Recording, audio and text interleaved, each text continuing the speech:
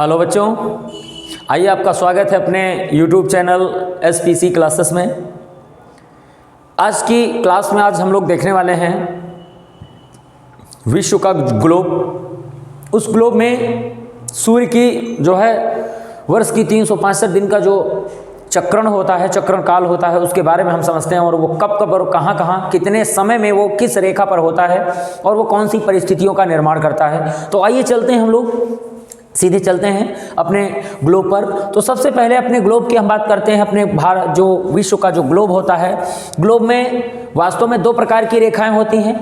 हमारे ग्लोब में जितनी रेखाएं खड़ी रेखाएं होती हैं उनको देशांतर कहते हैं, जो कि इसमें चिन्हित नहीं की गई है, और जितनी पड़ी रेखाएं होती हैं वो सारी की सारी अक्षांश होती हैं। तो यहाँ पर सारी रेखाएं पड़ी हुई रेखाएं हैं, जो कि सारी की सारी अक्षांश रेखाएं हैं, क्योंकि जितनी खड़ी रेखाएं होंगी उनको देशांतर कहते हैं। अब प्रश्न यहाँ पर आता है कि हमारी पृथ्वी में जो ग्लोब होता है, यानी ये जो ग्लोब है, उसमें एक अयनांत होते हैं और एक संक्रांतियाँ होती हैं। तो हम लोग अयनांत और संक्रांतियों के बारे में यहाँ पर समझेंगे और विषु जो क्या होता है उसे समझेंगे। तो सबसे पहला प्रश्न आप जान लीजिएगा, संक्रांति की परिभाषा क्या होती है, संक्रांति किसे कहते हैं। तो वर्ष में वह दिन जो कि दिन और रात के बीच में सबसे बड़ा अंतर होता है, यानी हमारी पृथ्वी पर 365 दिन में जिस दिन एवं रात के बीच में सबसे बड़ा अंतर होता है उसे संक्रांति के नाम से जाना जाता है। यानी कि संक्रांति क्या होती है, तो संक्रांति उसे कहते हैं जब दिन और रात के बीच में सबसे बड़ा अंतर होता है, तो संक्रांति के नाम से जाना जाता है। और संक्रांतियाँ हमारी कितनी होती हैं, तो तुमको बताएं, संक्रांतियाँ जो हमारी होती हैं वो होती हैं दो संक्रांतियाँ होती हैं। और विषु की परिभाषा क्या होती है तो वो भी पहले समझ लीजिएगा। यानी कि अगर हम बात करें विषु क्या होता है, तो जब हमारी पृथ्वी पर वर्ष के जिन दिनों में या वर्ष के जिस दिन 365 दिन जो भी हमारे होते हैं, लीप ईयर्स में 66 दिन होते हैं, तो इनमें से जो दिन एवं रात के बीच में कोई अंतर नहीं रखता है उसे हम विषु के नाम से जानते हैं। तो विषु क्या होता है फिर से समझिएगा, वर्ष का वह दिन जहाँ पर दिन एवं रात के बीच में कोई अंतर नहीं होता है उसे हम विषु कहते हैं, और जब दिन और रात के बीच में सबसे बड़ा अंतर होता है तो उसे संक्रांति कहते हैं या अयनांत के नाम से जाना जाता है। तो अब यहाँ पर समझेंगे कि दो विषु होते हैं और दो संक्रांतियाँ होती हैं। और अब प्रश्न आता है कि विषु किस रेखा पर होते हैं, यानी कि जब सूर्य हमारा, जिसे हम सूर्य कहते हैं, सन कहते हैं, तो जब हमारा सन सूर्य जो है वो भूमध्य रेखा पर होगा, यानी कि जब हमारा सूर्य भूमध्य रेखा पर होता है तो उन दिनों को हम लोग विषु के नाम से जानते हैं। क्योंकि जब जब सूर्य भूमध्य रेखा पर होता है तो संपूर्ण पृथ्वी पर दिन एवं रात के बीच में कोई अंतर नहीं होता है, बराबर होते हैं। यानी संपूर्ण पृथ्वी पर जो है दिन रात बराबर होता है, तो उसे हम क्या कहते हैं, विषु के नाम से जानते हैं। अब प्रश्न यहाँ पर यह बनता है कि दो विषु कौन कौन से होते हैं, तो आपको बताएं, जब हमारा सूर्य दक्षिणी गोलार्ध से उत्तरी गोलार्ध की तरफ आता है तो आने के दौरान जब सूर्य भूमध्य रेखा पर कदम रखता है तो उस दिन को विषु के नाम से जाना जाता है। यानी कि सूर्य जब मकर रेखा से बढ़ते हुए कहाँ पहुँचता है, इस यानी कि भूमध्य रेखा पर पहुँचता है, मकर से कहाँ पहुँचता है, भूमध्य पर पहुँचता है, तो वो तारीख याद कर लीजिएगा, 21 मार्च। यानी 21 मार्च के दिन सूर्य हमारा भूमध्य रेखा पर होता है, और भूमध्य जो रेखा होगी उस पर बसंत विषु होता है। यानी कि ये वाला कौन सा विषु है, तो बिल्कुल याद कर लो, बसंत विषु के नाम से इसे जानते हैं, बिल्कुल याद रखना है। बसंत विषु कब होता है, तो उसकी तारीख याद कर लीजिएगा, 21 मार्च को बसंत विषु होता है। और विषु की परिभाषा एक बार और याद कर लो कि जब पूरी पृथ्वी पर दिन रात के बीच में कोई अंतर ना हो उसे विषु कहते हैं। और विषु कब होता है, जब सूर्य दक्षिणी गोलार्ध से उत्तरी गोलार्ध की तरफ आ रहा होता है, तो जो पहला कदम होता है भूमध्य रेखा पर सूर्य का वो 21 मार्च के दिन पड़ता है। उस दिन को हम विषु के रूप में मनाते हैं, बसंत विषु के रूप में, और इस दिन संपूर्ण पृथ्वी पर दिन रात बराबर होते हैं। फिर हम बात करते हैं अगले, यानी कि सूर्य हमारा 21 के बाद सूर्य कहाँ जाता है, यानी कि ऊपर की तरफ जाता है, हमारी कर्क रेखा की तरफ ये सूर्य जब पहुँचता है तो यहाँ कितने दिन लग जाते हैं, 3 माह का समय लग जाता है। यानी कि सूर्य को इस भूमध्य रेखा से कर्क तक पहुँचने में कितना समय लगता है, 3 महीने का समय लगता है। और जब 21 जून होता है तो सूर्य हमारा सीधे सीधे अपनी सीधी की विकिरण कहाँ डालता है, कर्क रेखा पर डालता है, यानी कि कर्क रेखा पर हमारा सूर्य पहुंच जाता है। और जब सूर्य कर्क रेखा पर पहुंच जाता है तो इसे हम किस नाम से जानते हैं, इसे हम लोग कर्क संक्रांति कहते हैं, कर्क संक्रांति, बिल्कुल याद कर लीजिएगा। इसे किस नाम से, कर्क संक्रांति या कर्क अयननांत के नाम से इसे जानते हैं, कर्क संक्रांति या कर्क अयननांत कहा जाता है। और एक प्रश्न याद कर लीजिएगा, 21 जून को उत्तरी गोलार्ध में सबसे बड़ा दिन होता है एवं सबसे छोटी रात होती है, परंतु इसी दिन 21 जून के दिन दक्षिणी गोलार्ध में सबसे बड़ी रात होती है एवं सबसे छोटा दिन होता है। यानी कि हमारे ग्लोब की अगर बात की जाए तो ग्लोब में यह दिन वो दिन होता है जिसमें दिन रात के बीच में सबसे बड़ा अंतर पाया जाता है। बिल्कुल very very very most question आपका बनता है कि संपूर्ण पृथ्वी पर दिन रात के बीच में सबसे बड़ा अंतर कब होता है, तो आंसर करना है 21 जून को होता है। बिल्कुल, यानी कि 2 क्वेश्चन, एक बसंत विषु और एक आपका हुआ कर्क अयननांत यानी कर्क संक्रांति। तो कर्क संक्रांति कब होती है, 21 जून को। कर्क संक्रांति किस रेखा पर सूर्य के पहुंचने पर होती है, तो कर्क रेखा पर। बसंत विषु कब, भूमध्य रेखा पर जब सूर्य 21 मार्च को पहुंचता है। फिर सूर्य हमारा 3 माह लगा देता है, कहां से कहां, कर्क से फिर से भूमध्य आने में 3 महीने का समय लगा देता है। यानी कि 21 जून से 23 सितंबर के बीच का जो समय लगता है वो कहाँ का होता है, वो कर्क से पुनः नीचे की ओर आ रहा होता है और सूर्य हमारा पहुँच जाता है 22 या 23 सितंबर को कहाँ पहुँचता है, फिर से भूमध्य रेखा पर आ जाता है। यानी कि लीप ईयर में ये दिन घटते बढ़ते हैं, इसीलिए यहाँ पर आंसर 22 याद करना है। मगर यदि कहीं 22 आंसर नहीं है तो ऑप्शन आपका राइट आंसर 23 होता है। तो यहाँ पर आप फिर से समझ लीजिए, अगर ये बसंत विषु है तो ये कौन सा विषु होता है, इसको बोलते हैं शरद।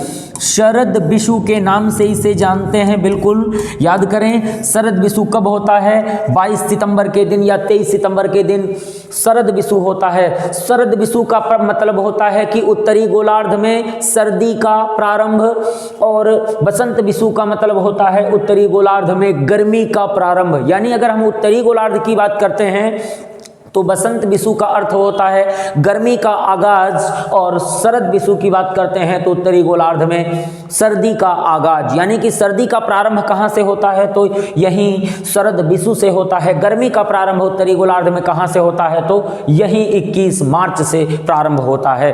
अब बात करेंगे कि यहाँ पर अगर इसका उल्टा करना चाहते हो तो ये कर सकते हो कि शरद विषु से ही दक्षिणी गोलार्ध में सर्दी का जो है तेजी से प्रारंभ नहीं, गर्मी का तेजी से प्रारंभ होता है। यानी कि जो शरद विषु होता है उससे दक्षिणी गोलार्ध में तेजी से गर्मी का प्रारंभ होता है, और 21 मार्च बसंत विषु के दिन से दक्षिणी गोलार्ध में तेजी से सर्दी का प्रारंभ होता है। यानी कि उत्तरी गोलार्ध का जस्ट उल्टा दक्षिणी गोलार्ध में होता है।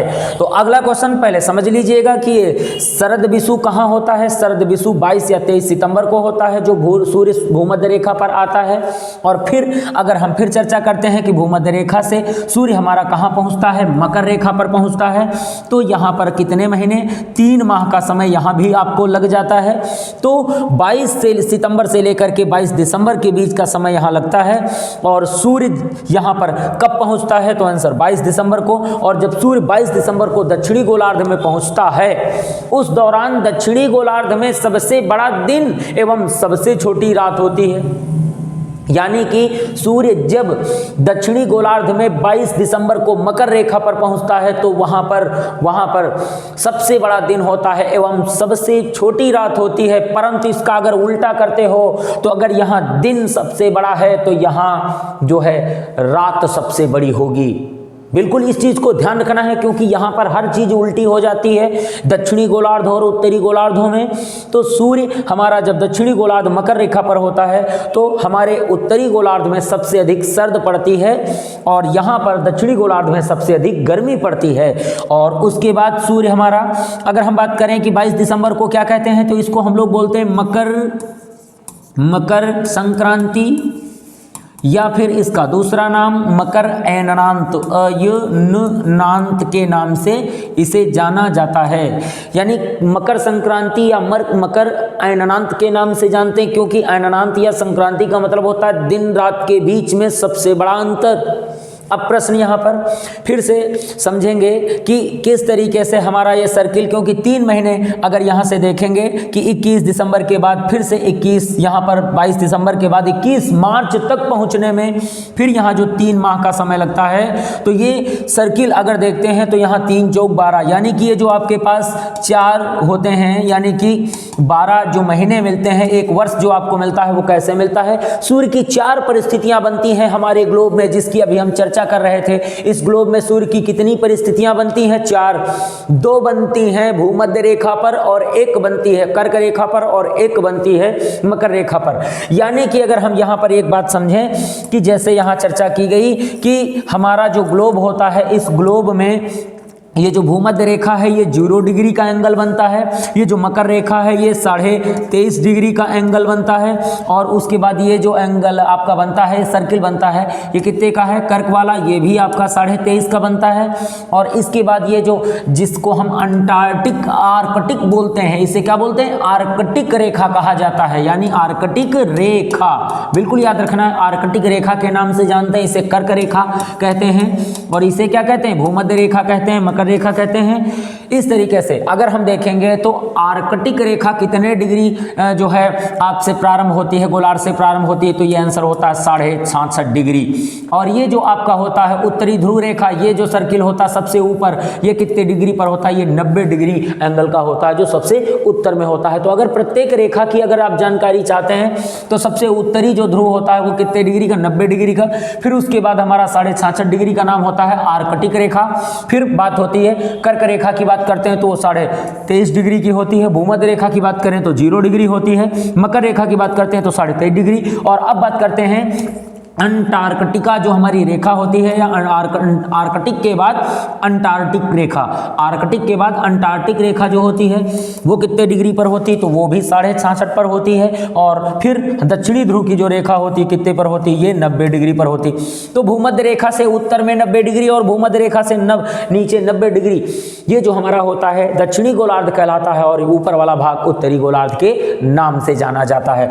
जो अभी हम चर्चा कर रहे थे कि अगर इनमें हम अपने मौसम की बात जानते हैं, यानी मानसून के बारे में समझते हैं, तो यहाँ पर एक बात हमको समझने में मिलती है कि इस 23.5 से इस 23.5 के बीच का जो भाग होगा यहाँ से वहाँ तक, इसे उष्ण कटिबंधीय कहा जाता है, कटिबंधीय कहते हैं। मगर 23.5 से 66.5 के बीच का भाग क्या कहलाता है? 23.5 से 66.5 के बीच का भाग क्या कहलाता है? तो यहाँ दोनों क्वेश्चन आप याद रखेंगे कि किस तरीके से आप इसे ध्यान रखें। ये 23.5 से 66.5 का भाग जो बनता है क्या कहलाता है? इसे शीतोष्ण कहा जाता है। शीतोष्ण कटिबंध, इसे क्या कहते हैं? शीतोष्ण, बिल्कुल शीतोष्ण कटिबंध, शीतोष्ण कटिबंध के नाम से जाना जाता है, जिसे हम ये भाग कहते हैं और ये भाग कहते हैं। शीतोष्ण कटिबंध के नाम से जाना जाता है, और बीच वाला भाग ये किस नाम से जाना जाता है? उष्ण कटिबंध कहा जाता है। मगर यदि हम चर्चा करते हैं कि ये जो 66.5 से लेकर के 66.5 से लेकर के 90 के बीच पाया जाता है, इसे क्या कहते हैं? शीत कटिबंध, बिल्कुल, यानी कि शीत कटिबंध। और यहाँ भी 66.5 से लेकर के 90 के बीच क्या होता है? आंसर होता है शीत कटिबंध के नाम से इसे जाना जाता है। तो यहाँ पर आप लोगों ने इस पर उपस्थित जो मानसूनी जलवायु है उसको भी आपने समझने की कोशिश की कि कितने डिग्री से कितने डिग्री के बीच हमारे किस प्रकार की जलवायु उपस्थित है। तो बात समझ में आपको आई होगी कि ग्लोब में जो हमारी परिस्थितियाँ बनती हैं सूर्य की, वो 4 बनती हैं। तो इनको किस तरीके से समझा हम लोगों ने।